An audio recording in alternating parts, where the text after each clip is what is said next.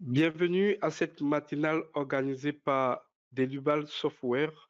Je suis Cosme Assia, ingénieur technico-commercial au sein de la société Delubal sur le site parisien. La matinale de ce jour sera consacrée à la conception et au calcul des éléments filaires selon l'Eurocode 3. Si vous avez des questions, n'hésitez pas à les poser.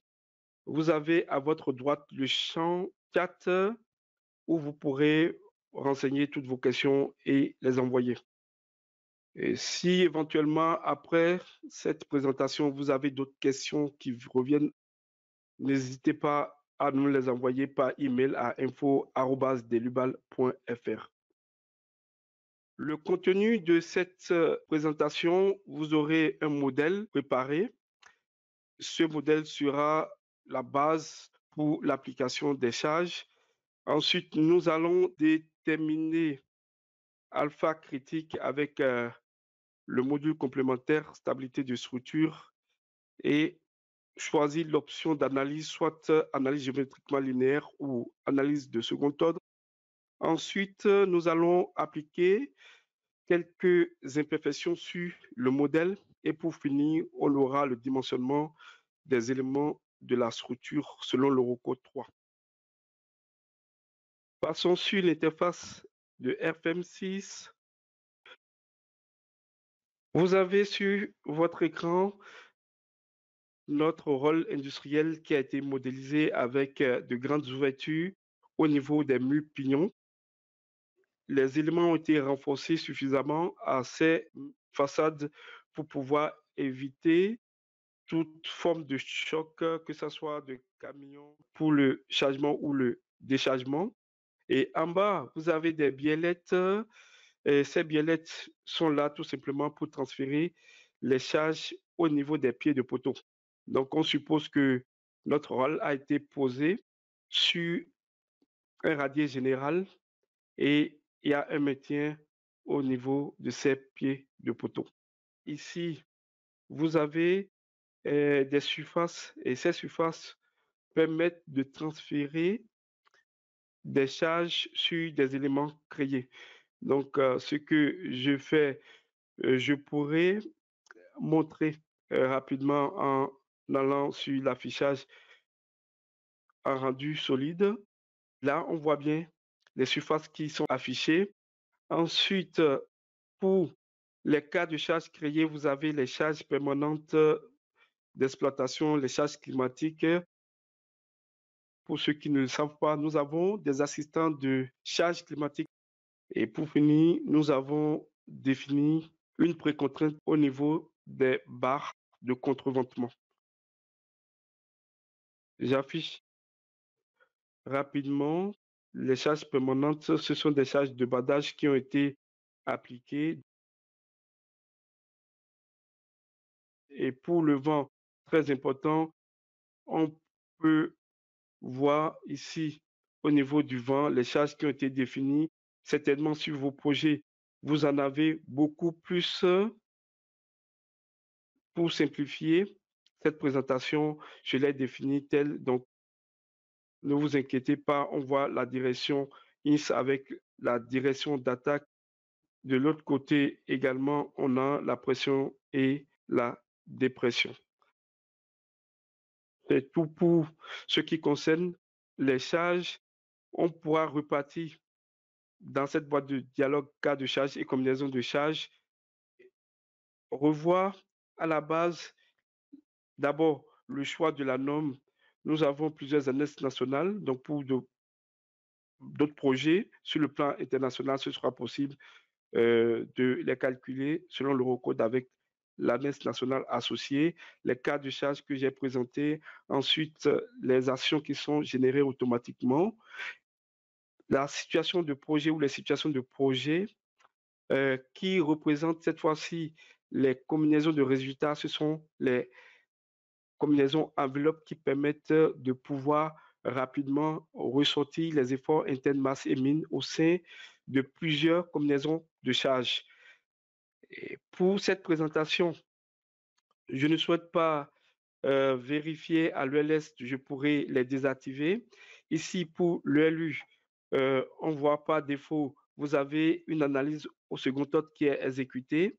Je vais dans la fenêtre modifier l'assistant de combinaison pour passer au choix de géométriquement linéaire, tout simplement parce que je souhaite déterminer alpha critique.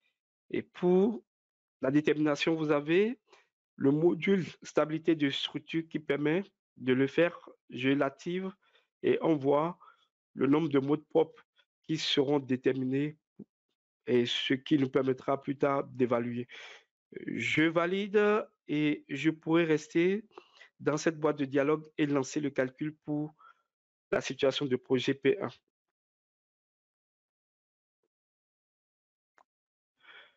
Avant le calcul, on vient de l'observer, vous avez les combinaisons d'actions, les combinaisons de charges qui sont générées automatiquement. Et au niveau du traitement, lorsque vous activez l'analyse de stabilité, vous avez d'abord l'analyse statique, c'est-à-dire la descente de charge pour déterminer les efforts internes de chaque élément qui est exécuté. Et ensuite, vous avez le calcul au niveau de la stabilité de structure. Donc, on voit avec les mentions AS et ST. Donc, ST, stabilité de, euh, structure, euh, c'est en anglais. Et pour la descente de charge, vous avez AS. Et lorsque le calcul est exécuté avec des résultats accessibles, on voit le symbole qui nous l'indique. Ensuite, on a ici à côté le temps écoulé, le temps restant. Donc, ça nous permet rapidement, si on veut passer sur un autre écran, lorsque nous avons un calcul assez conséquent à traiter. Et pour le coup, ça va très vite. Nous avons encore quelques secondes et on aura des résultats.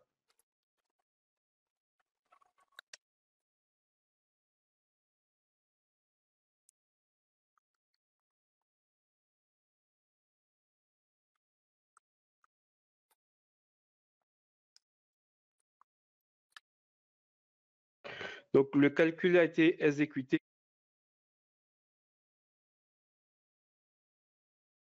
au niveau de l'interface. Je pourrais désactiver les surfaces, donc on n'aura plus les surfaces de transfert de charge.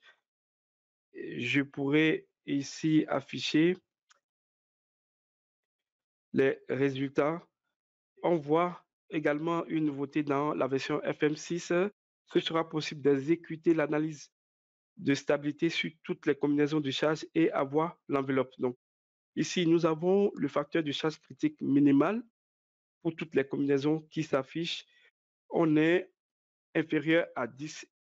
L'Eurocode recommande, lorsque vous avez alpha critique inférieur à 10, d'exécuter votre analyse selon l'analyse du second ordre. Lorsque c'est supérieur à 10, vous pourrez rester en géométriquement linéaire. Du coup, je pourrais aller voir dans la combinaison CO19, je masque les charges qui sont affichées et on a les résultats. Donc, pour les résultats, je peux déjà afficher les efforts internes. L'analyse statique dans le navigateur résultat, vous l'avez également avec l'analyse de stabilité. Donc, l'analyse de stabilité, les premiers modes parfois sont des modes locaux et on peut voir plus tard qu'on a également des modes avec le flambement généralisé. Ce qui nous intéresse pour cette partie, c'est surtout le alpha critique. Donc, alpha critique, le plus bas alpha critique est de 5,42, ce qui nous impose l'étude au second ordre. Je retourne dans cette boîte de dialogue cas de charge et combinaison de charge. Et au niveau de la situation de projet ELU, je pourrais cette fois-ci changer pour l'analyse second ordre et valider tout en n'oubliant pas de désactiver l'analyse de stabilité. Donc, une fois que tout est fait, je peux cliquer sur OK et je retourne dans l'interface graphique et je pourrais définir des imperfections sur le modèle au niveau des poteaux. Et pour définir cette imperfection, pour ceux qui utilisent déjà FM6, vous avez dans le navigateur données la possibilité avec la création des cas d'imperfection. Donc, pour le premier cas d'imperfection, je pourrais créer un cas imperfection en Nice plus l'imperfection locale. Je pourrais directement venir ici et l'assigner au cas de charge 20 ins plus et la norme recommande de toujours associer l'imperfection avec la direction du vent. Donc, si vous avez l'imperfection en ins plus, il faut l'appliquer sur le vent en ins plus. Je valide pour le cas d'imperfection et une fois le cas créé, on peut ici créer les imperfections de barre. Donc, on voit nouvelle imperfection de barre. Et soit vous passez par ce sous-menu d'imperfection ou bien directement avec l'icône, ce sera possible. Je passe au choix du type de définition, l'Eurocode 3. Ensuite, j'ai la hauteur.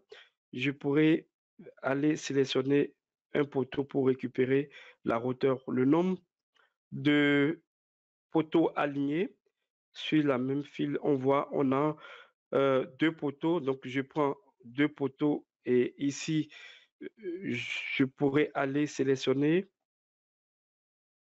ces poteaux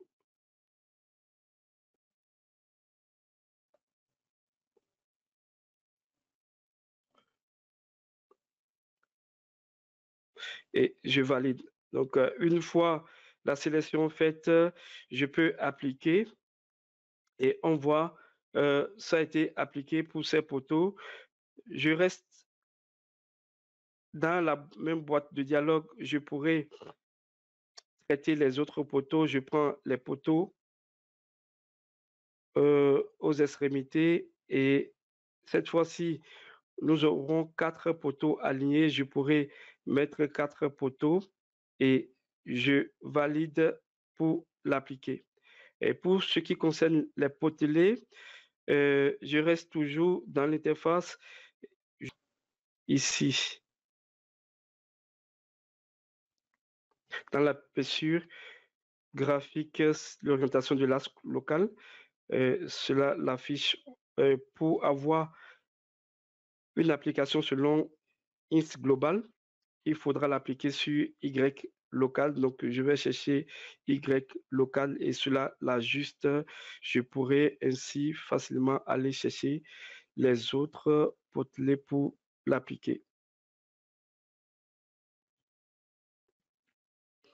Donc, on voit les quatre potelets. Je l'applique avec le bouton appliquer et suivant. Je reste toujours et je vais chercher le potelet central sur chaque façade et au niveau des murs pignons. J'ai 6 mètres de hauteur. Je vais les chercher, ces potelets, et je l'importe dans le programme. Et une fois réalisé, on peut voir également que l'orientation a été bien définie selon INS global. Je pourrais valider pour tous les poteaux et les potelets. Donc, les imperfections sont ainsi créées. Et pour aller plus rapidement, je pourrais copier. Donc ici, on voit, vous avez modifié, nouveau cas de charge. Je n'ai pas la possibilité de copier, ce n'est pas grave. Il suffit de cliquer sur modifier. Cela me donne accès à cette boîte de dialogue. Je pourrais dupliquer, changer le nom. Cette fois-ci, ce sera Y. Je valide et je pourrais demander à aller au niveau du tableau avec les imperfections pour Y plus et ici, l'orientation Z, je change en Y moins, Y moins et ZZ.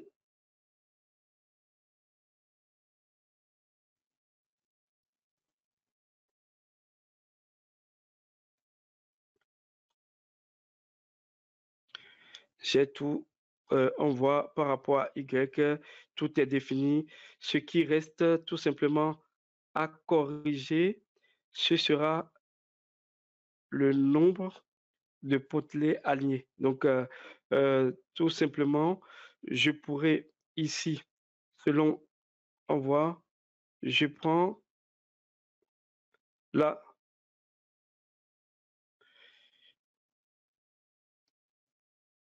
les imperfections générées dans la direction Y et le nombre d'éléments dans la direction, on pourra compter, si possible, directement dans l'aperçu graphique. Je l'affiche, on a 6 poteaux alignés. Je mets 6 poteaux. Je pourrais valider et ça, ce sera possible de l'appliquer sur les autres également. Donc, pour l'appliquer, soit je reviens ici dans l'application ou bien je sélectionne rapidement et je renseigne également les 6 pour pouvoir l'appliquer. Donc, ce qui reste, ce sera les potelets et pour les potelets, je peux sélectionner les 6 en même temps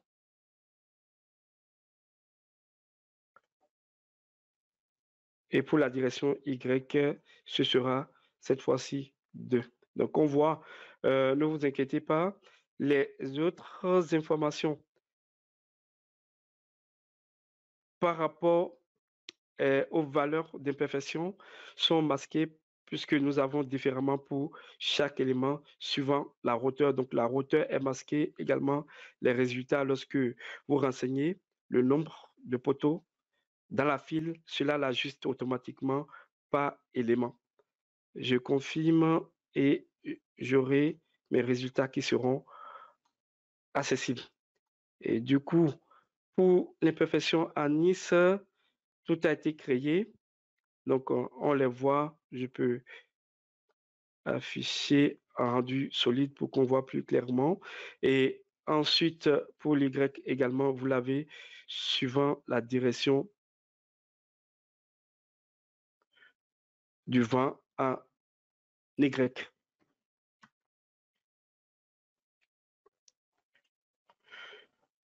Retournons sur le PPT pour quelques rappels des notions de l'Eurocode 3.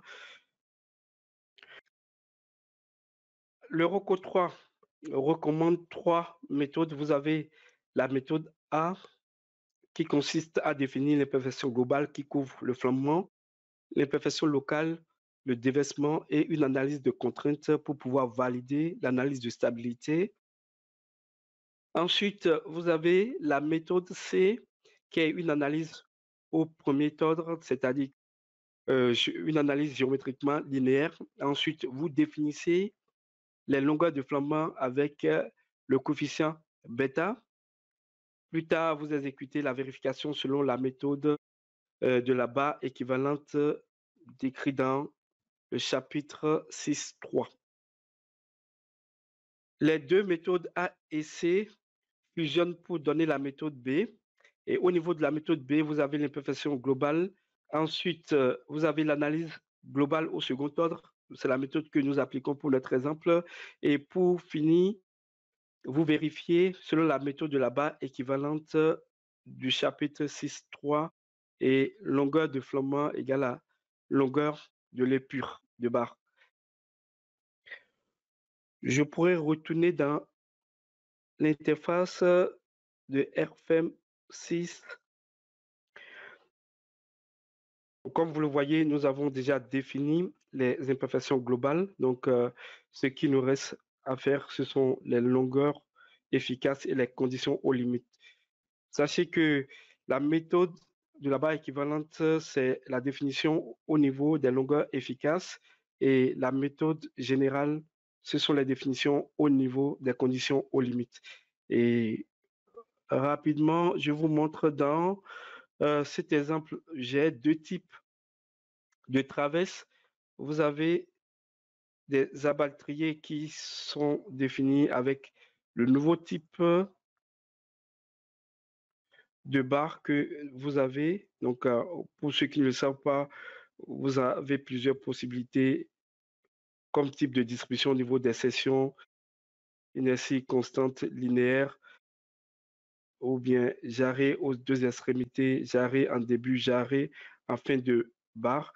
Et l'avantage, c'est que cela permet, lorsque vous souhaitez optimiser dans RFM6, que vous n'ayez pas des découpes et que le programme puisse vous faire des propositions pertinentes et comme ça, vous allez plus vite au niveau du traitement de vos dimensionnements.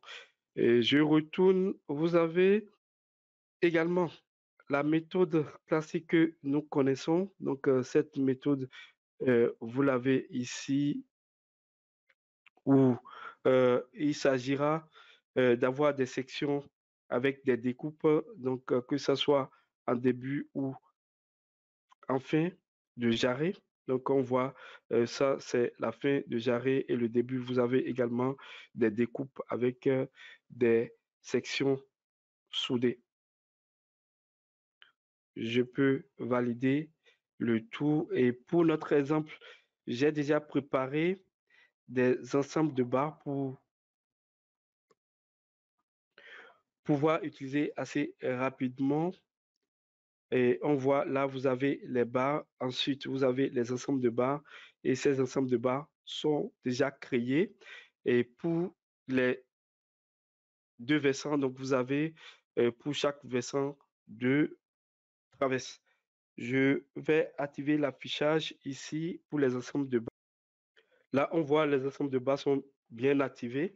Je peux aller pour la définition des conditions aux limites pour la méthode générale au niveau des jarrets. Donc, nouvelles conditions aux limites. Ici, je peux renommer traverse T1 de type 1. Nous avons les appuis qui, par défaut, nous bloquent les extrémités et j'ai des nœuds intermédiaires. Je pourrais récupérer ces traverse. Donc là, une fois que c'est cliqué, ça me récupère les nœuds intermédiaires. Donc ce sont des nœuds qui ont été définis sur la barre et en allant chercher les traverses concernées, tous ces nœuds seront automatiquement retrouvés et assignés. Je pourrai bloquer les directions et ici, comme je l'ai toujours fait depuis le début, je pourrais visualiser avec un contrôle graphique. Donc, ça a été bien défini comme souhaité. Je valide, mais avant de quitter cette boîte de dialogue, j'aimerais vous montrer, on peut voir ici, et nous avons la possibilité euh, d'excentrer les métiers. Donc, ce sont par exemple des pannes qui sont fixées sur les traverses.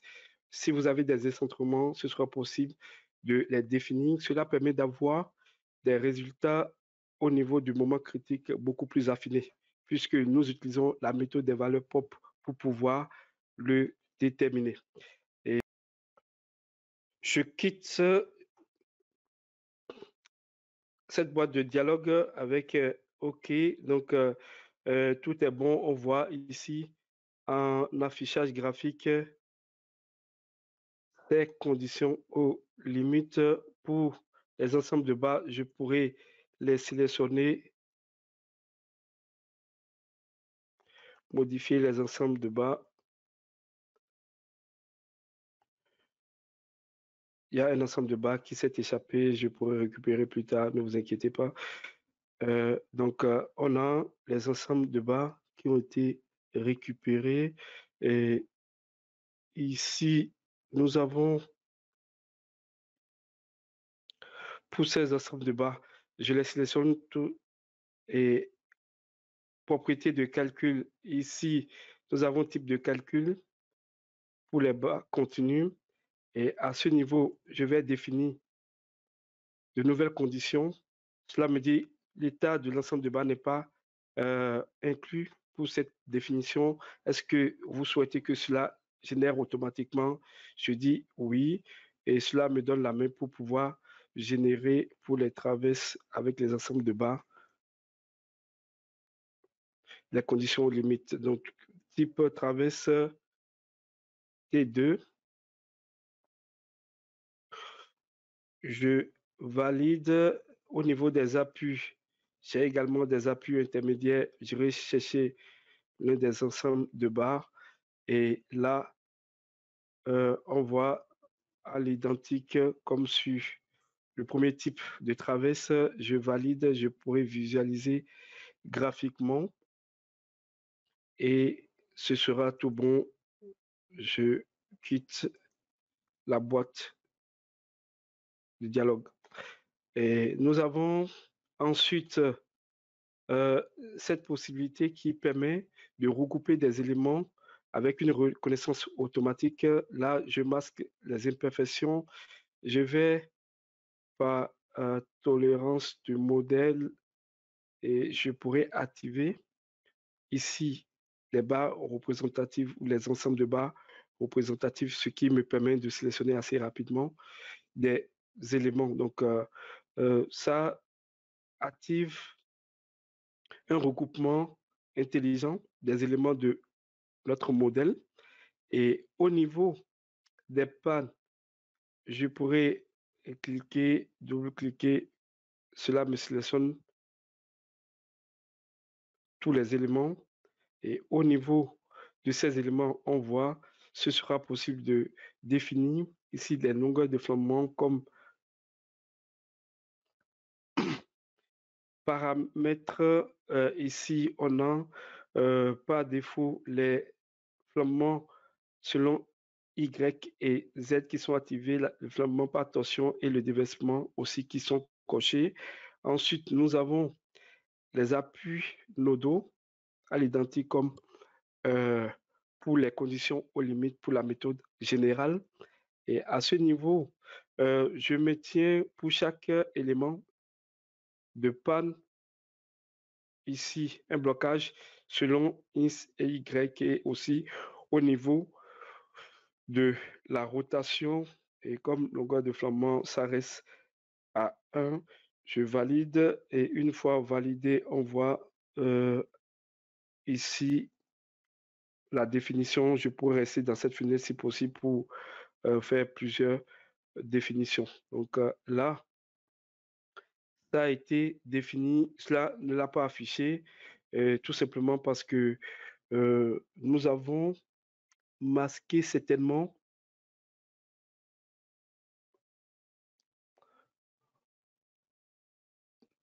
à ce niveau. On voit type pour la vérification de l'acier, les longueurs efficaces et cela m'affiche les éléments.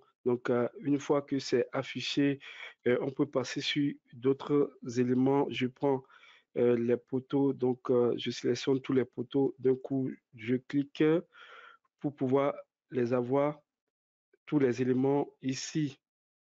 Au niveau de type de calcul, on peut euh, aller directement sur les éléments avec la possibilité d'importer les nœuds intermédiaires. Je cherche les nœuds intermédiaires et ici, compte tenu du fait que le poteau de référence n'a pas de maintien intermédiaire, vous n'avez rien qui s'affiche. Maintenant, si je vais chercher un autre poteau, certainement, on aura la possibilité d'avoir des éléments avec des maintiens. Je reste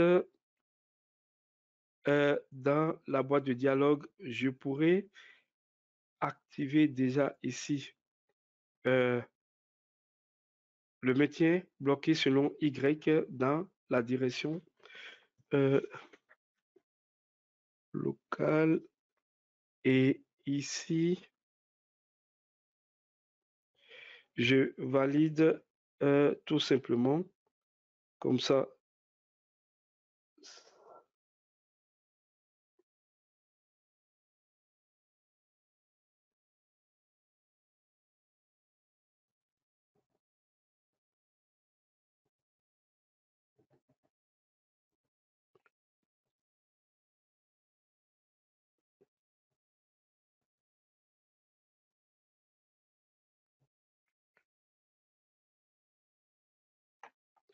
là, je peux visualiser pour voir si tout est bien défini au niveau de ce poteau. Donc, on voit ici, c'est vraiment bien maintenu euh, au niveau de ces deux poteaux. Pour les autres, vous n'avez pas de définition et on peut à ce niveau renseigner un flambement de 3, 5 et valider si possible. Donc, une fois que c'est validé, ça l'applique et nous l'avons dans le programme. Et ce qui nous reste, ce sont les traverses de rive. Donc, pour ces traverses de rive, nous avons des sessions uniformes. Donc, sans arrêt, je peux cliquer pour ici aller dans type de calcul, tout simplement créer une nouvelle longueur efficace et à ce niveau, je récupère ici les nœuds intermédiaires. Donc, auparavant, je cochais, mais vous pourrez également aller tout directement sur les barres et pouvoir les importer. Une fois que vous avez des nœuds intermédiaires, ça les récupère. Et je valide cette fois-ci ici avec les potelets. Donc, je bloque selon Z local pour les traverses et également en Y, je bloque pour les métiers horizontaux. Donc, tout est défini. Longueur de flambement, ça reste avec le coefficient 1, 1 chaque fois. Je pourrais visualiser pour un contrôle rapide et on pourra voir au niveau de ces métiers, nous avons ici les potelets, ici également, donc ici, notre panne qui me tient dans la direction horizontale. Et je valide le tout et ce sera fini pour les traverses de rive. Et tout est bien défini. Ça reste des paramétrages au niveau des poteaux parce que vous avez également des métiers, soit ici dans le flambage selon Y ou Z, parfois au niveau des potelets. Et pour ne pas perdre assez de temps, j'ai préparé le modèle qui intègre toutes ces définitions. Donc, on passe sur ce modèle.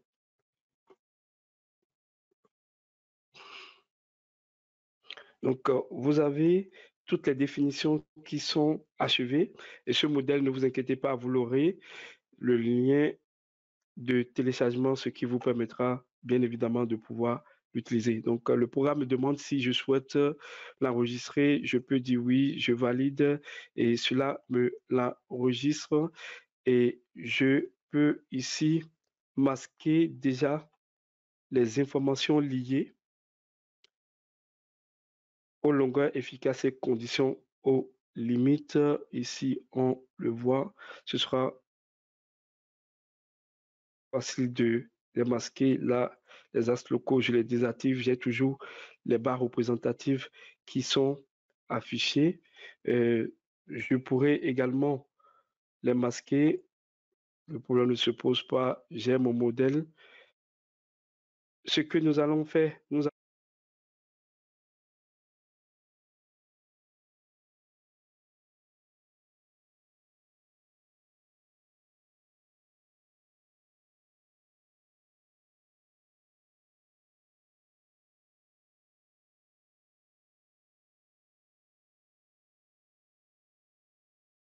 pour les ELS. Là, nous avons paramètres données d'entrée. Donc, pour les données d'entrée, on est limité en sous-menu.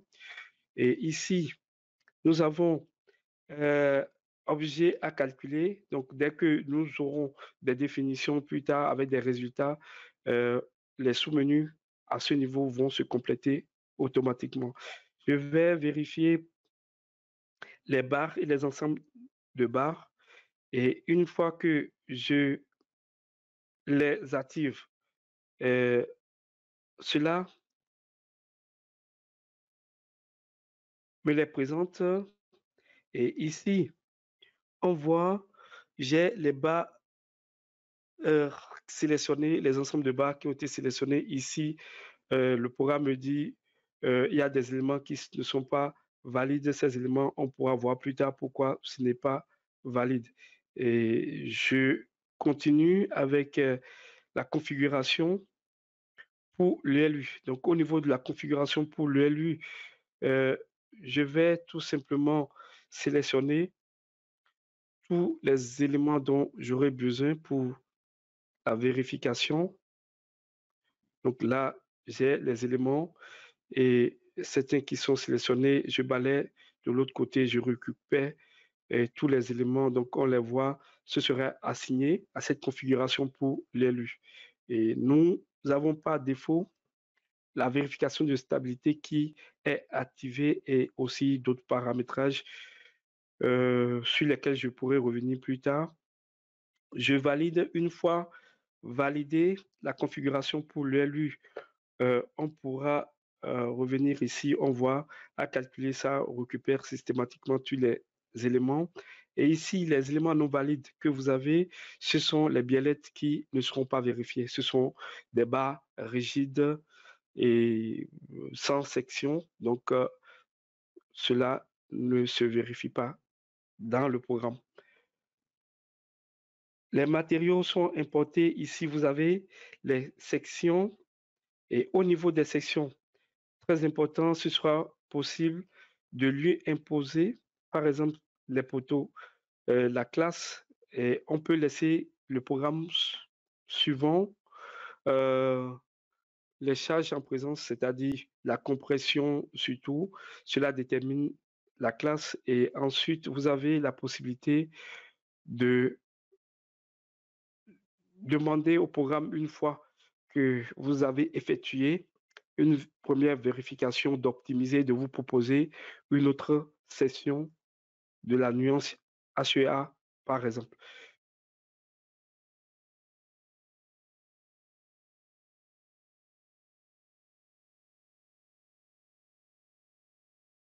Tout est bien défini, je pourrais lancer le calcul pour avoir des résultats.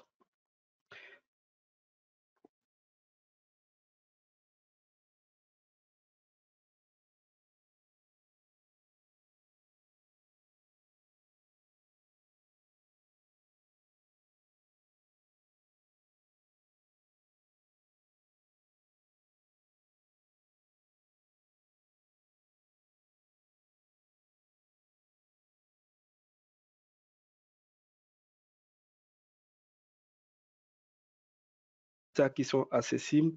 Et au niveau des résultats, on peut voir lorsque vous défilez, vous avez la position de la vérification. Donc, lorsque je passe sur notre photo, on voit et il y a un message qui m'interpelle, non calculable, la méthode générale selon 634 n'est pas applicable à la flexion autour de l'as. Et c'est une méthode qui n'est pas forcément explicite au niveau de l'Eurocode et il y a des méthodes qui permettent de pouvoir l'exécuter. Donc, dans le programme, ce sera possible de l'activer, mais avant de l'activer, on peut voir que sur beaucoup d'éléments, tout a été bien exécuté et on a seulement ce message qui revient très souvent sur des éléments qui n'ont pas été vérifiés. Je vais retourner dans les données d'entrée. Au niveau de la configuration pour le LU, je vais dans les paramètres pour l'analyse de stabilité et ici, vous avez la méthode générale. Donc, pour la méthode générale, ce sera possible d'activer des méthodes complémentaires euh, telles que la méthode de Naumes. Donc, la méthode qui permet la double flexion. Je valide et je reviens dans la fenêtre et je pourrai relancer la vérification pour les sections.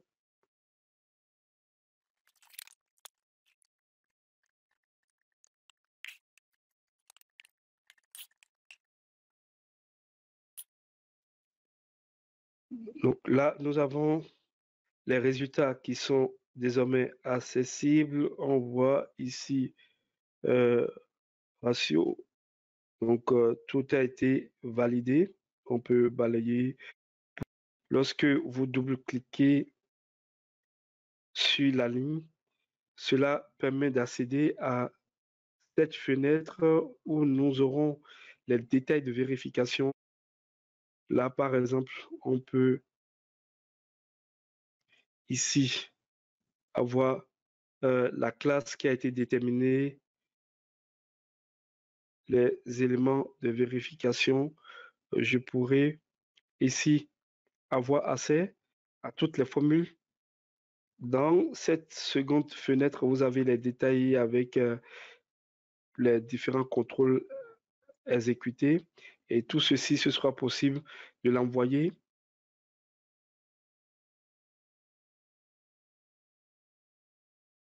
Ceux qui participent pour la première fois, sachez que vous disposez des outils en ligne gratuits pour euh, avoir les informations sur les zones de neige et de vent et les zones sismiques. Vous pourrez déterminer les propriétés de session gratuitement sur notre outil de propriétés de section. Vous avez les sessions laminées, les sessions PRS également qui sont accessibles. Toutes les questions auxquelles nous avons répondu aux clients et qui nous semblent pertinentes, vous pourrez lire les réponses. Nous avons des milliers de modèles gratuits qui sont en téléchargement libre. Ce sera possible de les exploiter pour tester le programme et l'évaluer. Sur notre chaîne YouTube, ce sera possible de découvrir les vidéos de ces matinales, également de nos webinaires pour l'apprentissage. Vous pourrez vous renseigner sur les tarifs de nos produits dans notre boutique en ligne et aussi passer la commande si possible. Les versions d'essai sont accessibles pendant 90 jours pour vous qui n'avez pas déjà testé. Ce sera possible de le faire. Et si vous avez des questions, n'hésitez pas à nous contacter par téléphone, le numéro qui s'affiche en bas de votre écran, ou bien tout simplement nous envoyer un petit email à info@delubal.fr.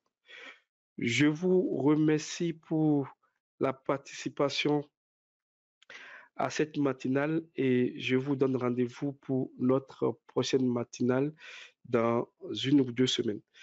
Merci bien et à très bientôt.